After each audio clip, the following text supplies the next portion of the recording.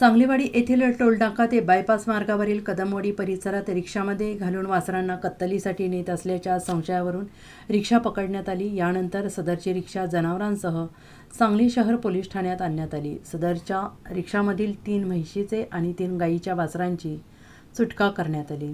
सदरचा प्रकार हा मंगळवार दिनांक 28 मे रोजी दुपारी 3 वाजण्याच्या सुमारास घडलेला आहे। या प्रकरणी विनायक एडके यांनी शहर पोलीस ठाण्यात फिर्याद दिलेली आहे। त्यांच्या फिर्यादीवरून पोलिसांनी प्राण्यांचा छळ प्रतिबंध अधिनियम अंतर्गत अहमद शबीर मुजावर वय वर्ष 33 राहणार सांगली यांच्यावर गुन्हा दाखल केला आहे। याबाबत अधिक माहिती अशी की विनायक एडके यांचे मित्र ओंकार मासाळ यांनी एका रिक्षातून जनावरांना कत्तलीसाठी नेत असल्याची माहिती दिली। यानंतर एडके यांनी सांगली शहर पोलीस ठाण्याच्या कर्मचाऱ्यांसह बायपास मार्गावर धाव घेतली आणि सदरची रिक्षा पकडली। यावेळी या रिक्षामध्ये 3 म्हैशींचे आणि गायींच्या वासरांना बांधून भरण्यात आले होते।